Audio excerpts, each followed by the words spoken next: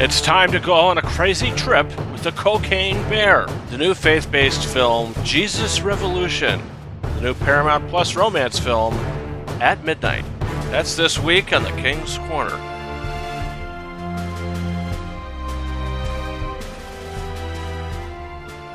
What's up, guys? Hope you're all doing well. Thanks so much for popping into this week's episode of the King's Corner. Or first, we're going to be talking about Cocaine Bear.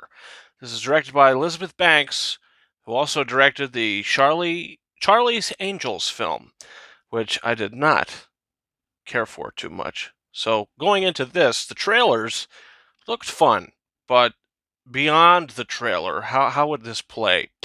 And it really doesn't. I think this movie, what you see in the trailer, that is the film. You don't really get anything else. A lot of the gags are in the trailer.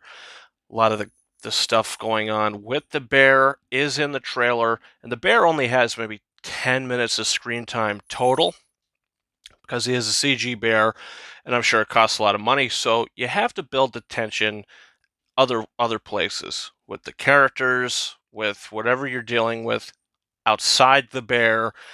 And I don't think that the movie really accomplishes building tension too well. Certain shots that go on, I think, are okay, but the characters I don't think are great.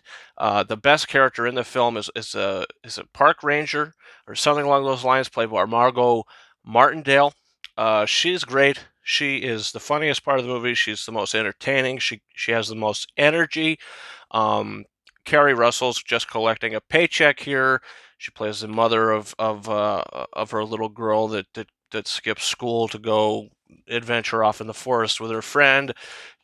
All of these characters feel like puzzle pieces or jigsaw puzzle pieces, and they're all being moved around until finally they clash and have to deal with each other.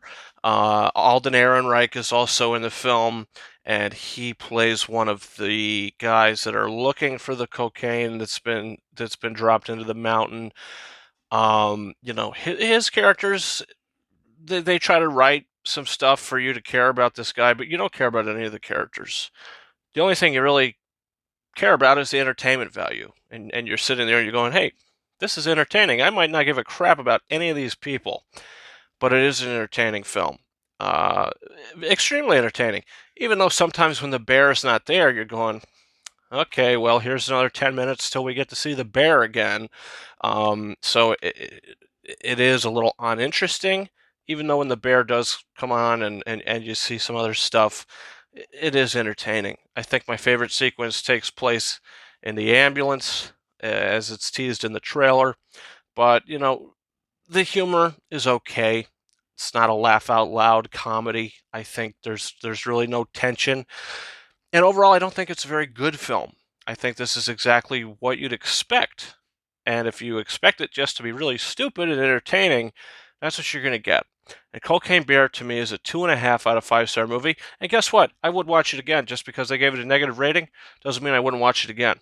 I definitely would watch it again because it is just a mindless, entertaining film. Next, we're talking about Jesus Revolution, a faith-based film that surrounds itself around, olden days hippies. I think it takes place during the 70s, 80s, something like that. And it deals with these group of people that are taking a lot of drugs. And then you got the pastor here, and he's having his church, and there's not many people coming in. And once he meets one of these hippies that's coming around and wanting to talk about Jesus and really spread the word, the two of them team up and do some good.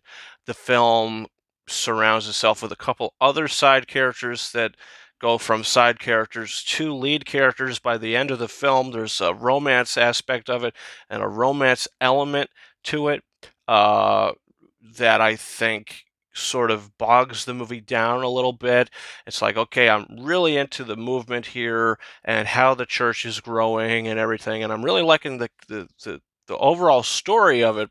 But when we get into more of the character stuff, it's more like, okay, I'm kind of being taken aback. The story with the pastor and his daughter sort of is sweet, and his family and his wife, that stuff is sweet. It's not really thrown in your face, but the story with the boy and the girlfriend, I think, is thrown in your face a little more. And by the end of the film, they're chugging it, and it almost turns into a romance drama.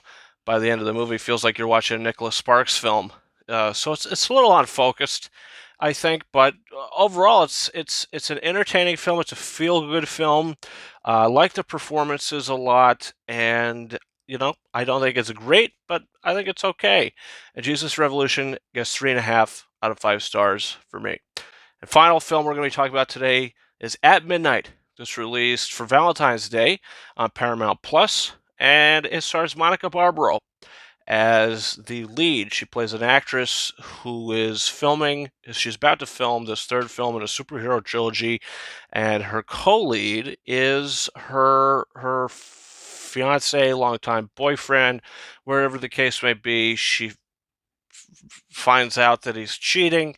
So now there's a lot of tension there. They go to the hotel that they're staying at to shoot the movie. And this is where she meets the guy that works at the hotel, who she gets a romance with, as she meets at midnight. She's done shooting, long day. She wants to get something to eat, and now she meets him. Uh, this movie is very sweet, but it also seems a little overproduced. It seems a little overlit. It just seems a little overdone. It seems a little overcooked. It's sort of cheesy at points. Some of the characters come off like they were from like a Nickelodeon SpongeBob episode. Like they just seem like total parodies of themselves. So you can't really take it seriously at times. But it is sweet. Monica Barbaro does a really good job as the lead. I think she's the best part of the movie. She carries the film. Her co-lead, who she starts to have a romance with, he's good too, but he does come across a little extra at times, and the film does as well. And it's cliched. I mean, it's very predictable. It's they're not doing anything that you've never seen before. It's just a little film they wanted to throw out for Valentine's Day for this streaming service. So I don't think it's a terrible film, but I don't think it's all that good either. And I can't see myself watching it again. It's very forgettable. And it's a 2 out of 5 star movie for me. If you watch it, I don't think you're going to hate yourself, but I just think there's better movies in the genre that you could check out. And finally, our physical media roundup, the big 4K Blu-ray release of the week, is The Remains of the Day, big Oscar-nominated film from James Ivory, starring Anthony Hopkins, Emma Thompson. I'm very excited to watch this on 4K. I heard great things about the transfer, so I'm really looking forward to checking this out. Anthony Hopkins, Oscar winner for Silence of the Lambs. You have Emma Thompson, Oscar winner for Howard's End. Some really, really great performances are in this movie, and they were both nominated for this, I believe. So, heard great things about it. Can't wait to watch The Remains of the Day. And guys, that's about it for this week's episode of the King's Corner. Comment down below. Did you see any of these films? What are your thoughts on them? Also, don't forget to hit that subscribe button for upcoming episodes of the King's Corner. Next week, we're going to be talking about a big one. We're going to be talking about Creed 3, and a film I thought I'd be talking about this week. We're not going to be talking about until next week. It's the film about the writer of Wuthering Heights. It's Emily. We're going to be talking about that next week as well, and maybe another surprise film in there. A couple other things came out on streaming. So, we'll see what happens. Don't forget to subscribe to the channel for all that. Last of Us spoiler reviews. Mandalorian starting Wednesday, Season 3. Very excited about that. And also, don't forget to follow me on Twitter at RyanKing72 and Instagram and TikTok at KingArises131.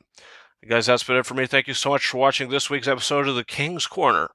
And until next time, over and out.